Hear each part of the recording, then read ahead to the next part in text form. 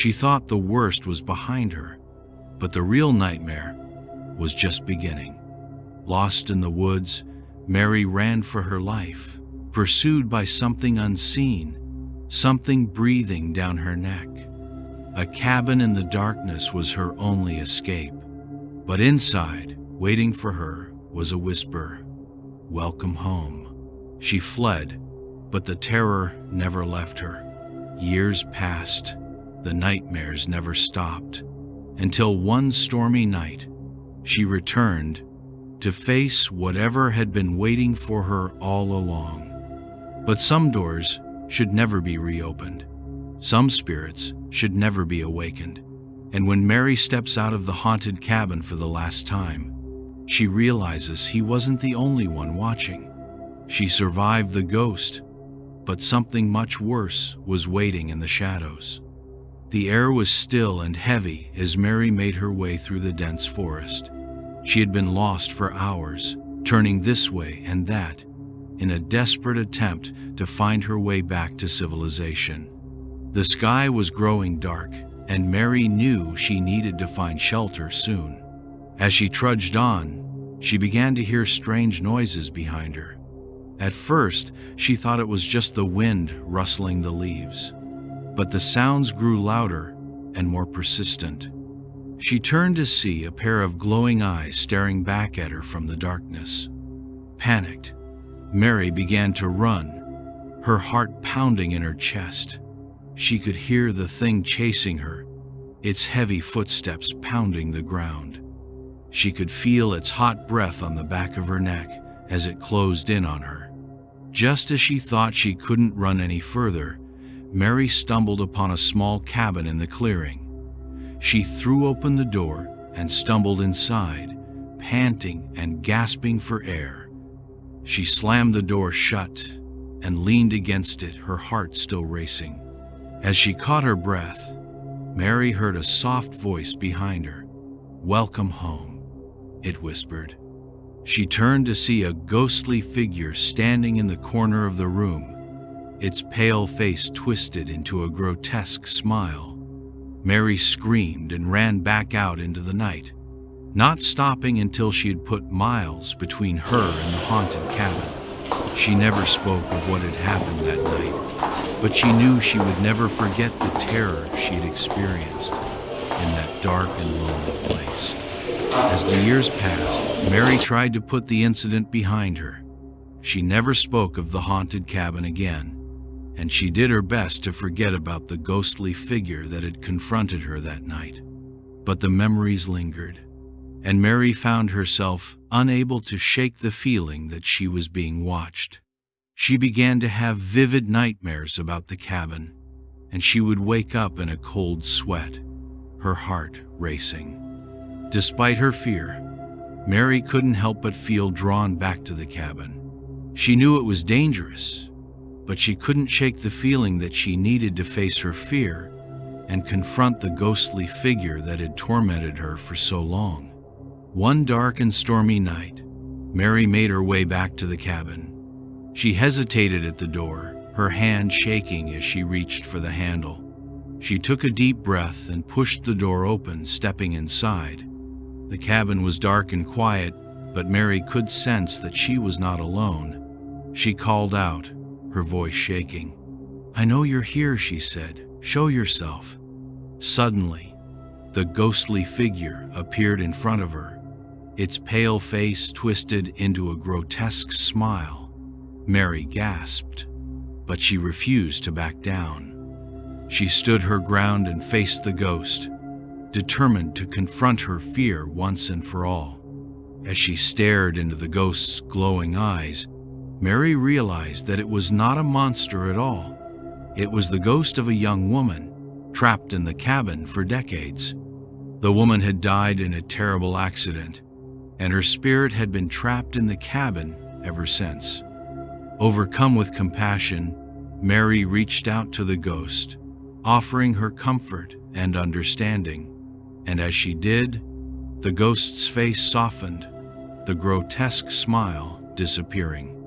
Together, Mary and the ghost were able to lay the woman's spirit to rest. and Mary left the cabin feeling lighter and more at peace than she had in years. She knew that she had finally faced her fear and come out stronger on the other side. As Mary made her way back through the dense forest, she couldn't help but feel a sense of accomplishment.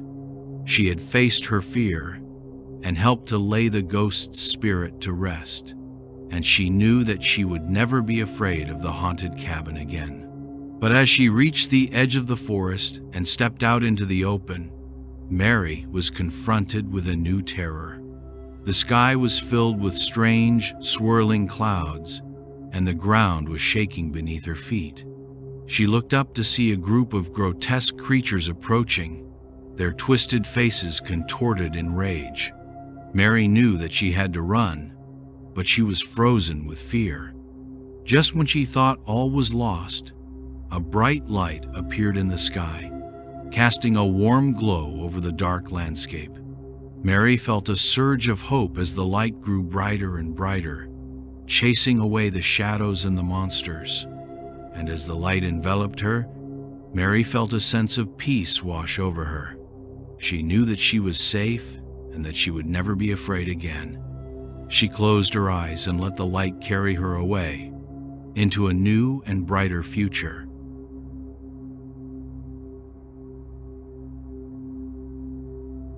They thought they were saving a life. Instead, they created a nightmare. When a desperate experiment resurrects a comatose patient using cells from the recently deceased, the procedure unlocks something monstrous, something that was never meant to return. Trapped inside her own body, she begged to be left alone. But now, she is awake, and she is not alone. Screams fill the lab. Blood stains the walls. The doctor's greatest breakthrough has turned into their worst nightmare. This isn't science anymore. This is survival. And the last man standing must decide, does he escape, or does he silence the truth forever? She is failing fast. There is nothing left we can do for her, commented Dr. John Shinlin. There's an experimental clinic in Denseltown. I understand they have been testing a new procedure which helps to stimulate the brain of comatose patients. Affirms specialist Dr. Ahmed Odol. A Dr. Kylie Stimson oversees the facility and has performed the procedure on 3 monkeys. 2 with promising results. The other monkey died due to complications. Yes, but it's never been tested on humans before. It's a very risky procedure using a newly deceased body's cells. It is strongly rejected by the medical community, claims Dr. Shilin. What do we have to lose? She doesn't have any family, and she is dying anyway, if not dead already, comments Dr. Ahmed. No, don't do that to me. I can hear you. Please stop talking that way. Look at me. I'm here. Please, if I am not dead, just let me die. I am screaming these words in my head, but only I can hear them. For 2 years, I have been in a coma, struck down by a hit-and-run driver, crossed over to coma land and never returned. I just want to die. Please just let me die. I'll phone Stimson and tell her we are on our way down with a comatose patient, and have her get things set up for the intracranial assist procedure. We should arrive around 11. Everyone will be gone by then, states Dr. Odul. Ahmed, I don't think it is a wise idea. Medical personnel frowns on this procedure. There hasn't been enough testing with positive results. We will not get an okay from anyone to do this method. We must follow protocol, says Dr. Shinlin. No one else needs to know. It'll be between the 3 of us. If all goes well, we will announce our findings. If not, there is no loss, and we take her to the county morgue along with the other dead body and dispose of them, remarks Ahmed. I don't like it, Ahmed, says John. We've been performing questionable procedures for 6 years now, John. We have not lost a patient yet. and we will be assisting Dr. Stimpson. She is well known and well liked for her outstanding work in the field of brain development in semi-comatose patients. I agree she does have some off-the-wall procedures which are questionable in the medical field, but they work. I have a good feeling about this. Work with me here, will ya? But what we are asking her to do is presumed unethical, John replies. Before John could comment any further, Armid grabs the phone and dials directly into Dr. Kylie Stimpson's office. Hi, Dr. Stimpson. This is Dr. Armid Adul over at Mid Medical. Dr. Shinlin and I have a patient we would like to perform intracranial assist procedure on. She's a good candidate. She's been in a coma for 2 years. EEG shows minimal brain activity. We had early signs of her being in a persistent vegetative state. Then she went into a deep semi-comatose state. Now she is in a complete coma. But I believe with her previous symptoms and diagnosis, we have a strong chance of reversing the activity in her brain. We need to rechannel her brain waves, give them a new pathway. We have the capability to rewire her total brain.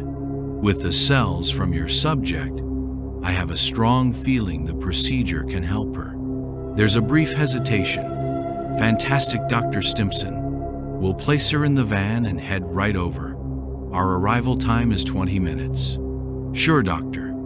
Shinlin and I will bring her through the back entrance. Will the subject be in place, or do you need help with that? Okay, that'll be fine. See you in a few. Everything will be ready for us when we arrive, Armid says. The subject will be on the gurney and ready to begin the procedure. Bad idea, John mumbles to himself as he helps Armid lay the patient in the van. No, stop, I just want to die. I don't want to be your guinea pig. Can't you hear me? Stop. Let me go, take me back. On arrival at the clinic, everything is dark and quiet. The parking lot is empty. Only one dim light shines above the 2 double doors. We lead the patient down the hall towards room 113, where Dr. Kylie Stimpson would be waiting for us. We push the gurney through the door. The room is mysteriously dark. I can hear beeping, buzzing, and howling sounds coming from machines. The sounds are so eerie, they frighten me.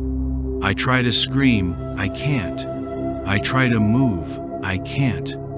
I hear voices. 3 of them.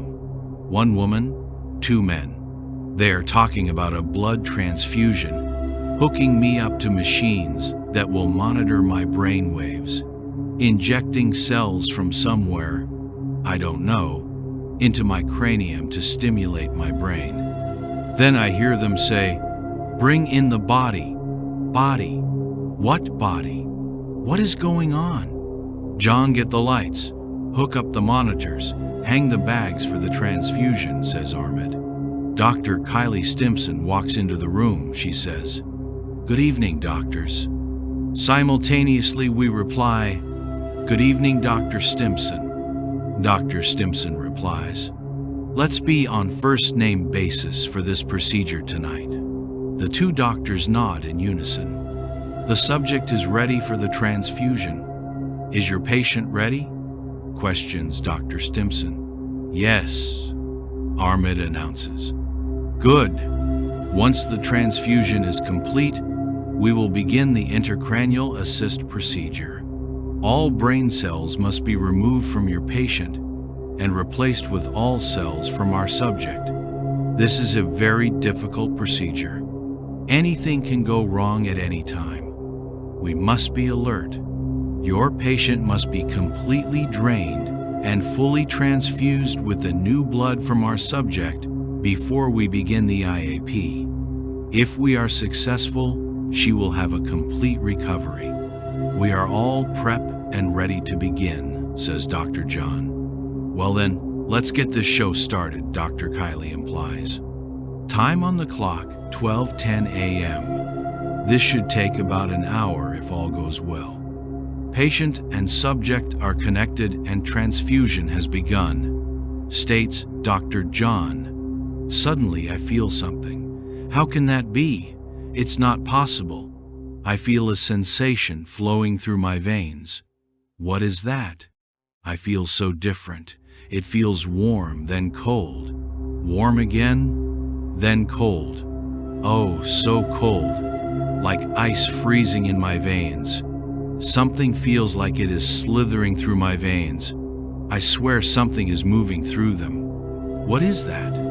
Help me. Transfusion is complete, Dr. John says. Begin drilling, Dr. Ahmed. Oh my God, no. What is that? The pain. The pain. Such excruciating pain. Stop, stop. Whatever you are doing to me, stop. Oh, my head. What is wrong? Why am I feeling this? Is that a drill? It feels like drilling through my head. How can I feel this? Stop. Stop. I can't stand it. I want to scream. I am screaming. Why can't anyone hear me? I scream louder and louder. The pressure, the pain is like nothing I have ever felt before. Such intense, unbearable pain. Feels like my head is going to explode. Stu, let me die. Ahmed, you must drill deeper. When we introduce the new cells, they must reach into every crevice of the brain, claims Dr. Kiley. Oh, that looks good. You can stop drilling now, Ahmed. Dr. Stimson steps away to check the monitors. Good, she says. Everything looks good. All reports are as should be. Begin the suction, John. Ahmed, when John is finished suctioning out the cells, you will need to scrape along the inside of the brain to get cells that may be attached to the wall. All her cells must be removed before we introduce her brain to the new cells. It is extremely vital that cells from the subject and your patient do not intertwine together. This could cause devastating effects. Prepare to inject the new cells into our patient. Be sure there is a complete connection between the patient and the subject. There must be a steady flow of the cells without interruption. Patient and subject are totally linked. We are ready to begin the disbursement of the new cells, conveys Ahmed. Dr. Stimson advances over to a large machine that has tubes connected to the subject and patient. She proceeds in pulling down a green handle, which stimulates the flow of the cells out of one body and into the other. 15 minutes, doctors, and the procedure should be complete. Time, 12:55 a.m. Everything is going as planned. Monitors are reading a positive transfer. Time 1:09 a.m. Almost there. Suddenly, the most agonizing, monstrous sounds came from the patient. Screams of terror expelled from her mouth. The screeches and shrieks overflowed and engulfed the tings, beeps, and roars of the machines. It sprung up quickly. What I saw was inhuman, a ferocious, savage beast. Its eyes were not her eyes. They were dark, bulging, and bloody. Eyes that could see right through your soul. Its teeth, my God, were yellow, crooked, rotten, razor-sharp, fang-like, with thick green purplish saliva dripping from them. A strong, foul stench blew from its mouth as it growled and hissed at its creators. It reached up and grabbed Dr. Ahmed with one quick swipe as it screamed, "Look at what you have done to me. Look at what I have become. I told you all. I wanted to be left alone to die. You did not listen. Now you must all die." And tossed him in its mouth and began washing its teeth together as it devoured him. Dr. Stimson tried to run and hide behind one of the large monitors to no avail. The monster-like thing smashed the monitor, then bent over, and with its jaws wide open, it sucked in Kylie. I could hear bone crushing as it feasted on Dr. Stimson, hiding behind a very tall, wide, and loud machine, watching as it all unraveled. Knowing there was nothing I could do, I watched as my co-workers were ravenously consumed.